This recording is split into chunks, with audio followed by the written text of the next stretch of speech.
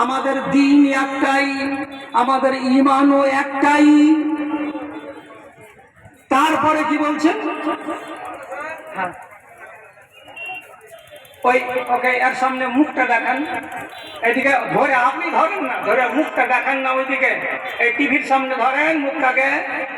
মা খালারা, এই যে দেখো লাল গেঞ্জি গায়ে দিয়ে একটা বেটা ছেলে লাওয়ারেস পাওয়া গেছে এইখানে, বাচ্চাটাকে একটু চেনো, আর তারপরে জলদি করে স্টেজ থেকে ছেলেটাকে নিয়ে যাও।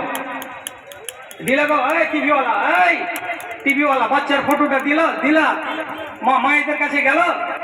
আচ্ছা, এইবার আপনি এটা সরিয়ে নিয়ে যান। আশা করি ছেলে কম হলে তাড়াতাড়ি নিয়ে যাবে। ছেলে যদি 7-8টা থাকে তাহলে নাও নিতে আসতে পারে।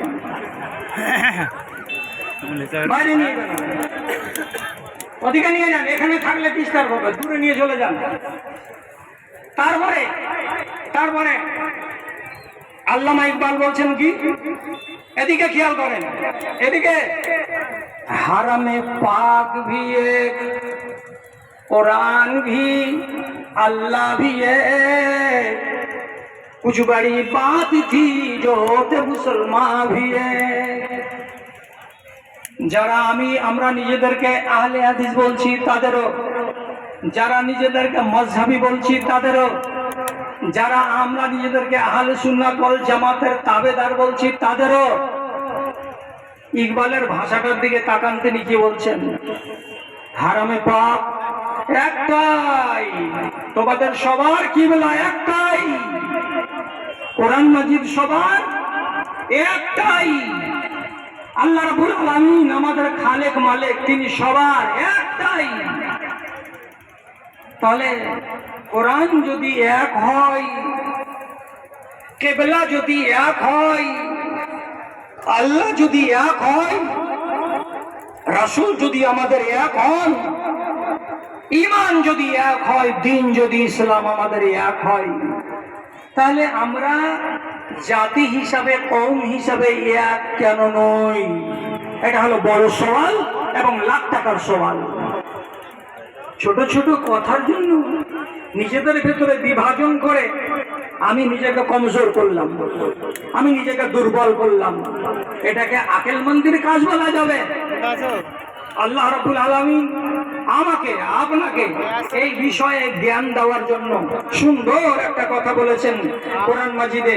এটাকে যদি আমি আমার জন্য নীতি মেনে নিই, এটাকে যদি আমার জন্য আমি আদর্শ মেনে নিই, তাহলে বড্ড ভালো হয়। আল্লাহ কি বলছেন?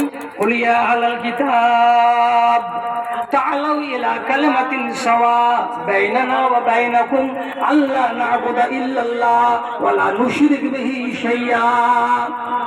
হে আহলে কিতাবের দল, ও ঈসাইরা, হে ইহুদিরা, তোমরা আহলে কিতাব, কেউ তোমরা ঈসা নবীকে মানো, কেউ তোমরা মুসা আলাইহিস সালাতু ওয়াস সালামকে মানো।